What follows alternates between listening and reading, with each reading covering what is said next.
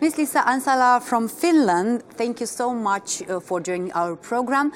You are drafting a report about lowering the voting age, which, says your report, has become an issue of public interest in Europe against the growing disenchantment with politics and low turnouts in elections.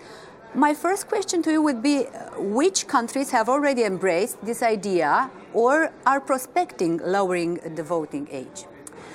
First of all, these experiments have mainly been in the local level, and now this is also what I'm talking about in my report, is lowering the voting age specifically in regional and local elections. And it should be as a test case to see what kind of effects does it have and how can we participate or get the youngsters included in our society through these kind of experiments. But there are some countries who have established this kind of minimum voting age of 16. For example, in Germany, some of the states have already introduced this kind of age limit. Also Switzerland, Estonia, Norway.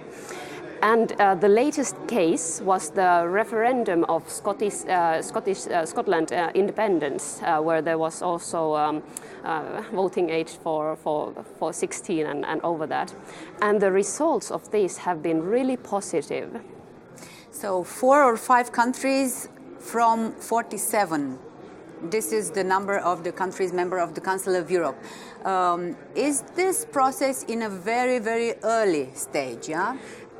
I would say it is, but of course, regarding any kind of renewal, you have to start from somewhere. And all these examples, even though there are still quite few of these examples, they are really positive. And what we are trying to get with our report is to get more examples and more test cases for the effects of lowering the voting age. What would be the pros for giving youngsters the right to vote once they turn 16? The biggest pro would be the inclusion or including the youngsters into the political decision making. At this moment, we are in a situation where almost 1/3 of our population cannot vote. The youngsters play a big role in a society in any case. For example, they pay taxes, they can be prosecuted in a court, they can work, they can be employed, but they can't vote. So when we give them these kind of responsibilities or rights in the society, we should include also the right of voting to include the youngsters in the decision making. Also, another pro is that the earlier you start voting, the more likely is it to become a habit. So you learn how to vote. And in our report, we have made a recommendation of also enhancing the civic education in schools so that it would come as hand to hand with this giving the right to vote and teaching it at school. So it would, in overall, it would enhance the active citizenship of young people. But is this feasible in the sense, are the teenagers prepared to understand the way politics works and to take up responsibility at local or national level? Well, schools will be playing a big role in this because it should be their responsibility to give the basic information about what does it mean to vote in elections, what does it affect on, what is politics in our society. So if the schools do their work well, I'm sure that there would be no troubles. In education, the personal example is very important. And what would understand the youngsters if when they see that their parents or their grandparents do not vote, they are not interested in politics or in the voting process or in government process, what would they understand? I would say that that might be a problem for all the generations. It has been, of course, already today for the 18 years old, if they see their parents not voting or voting for the certain party, it might have some effect or influence.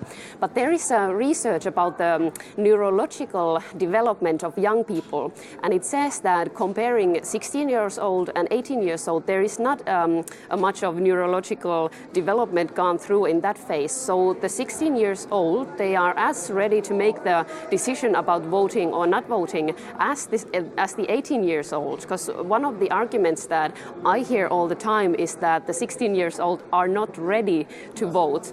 And this is a false argument that we are also trying to state in our report.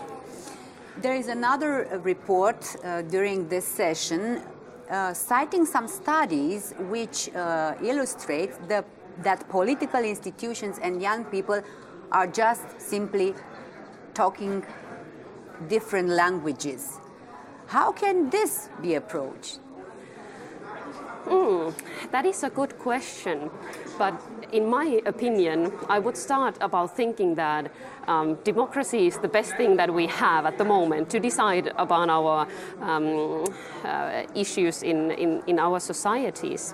So also learning to vote promotes the inclusion in the or understanding, I would say, yeah, and maybe understanding is a better word, but better understanding of the current politics and society.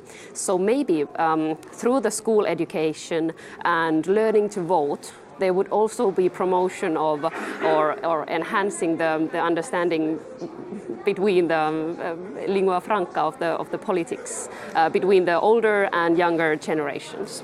Ms. Ansala, are there counter arguments against voting at 16?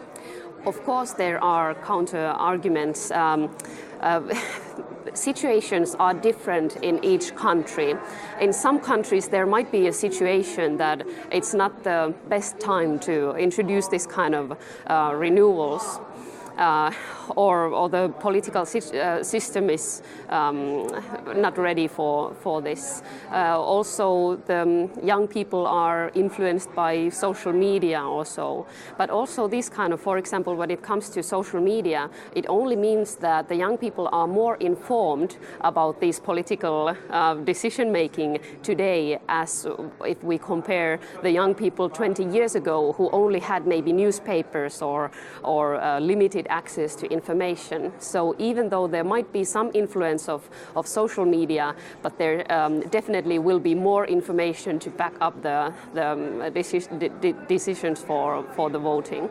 So there are some arguments, but now we are trying to push this a little bit forward for the member countries to make initiatives in their own legislation to promote voting at 16.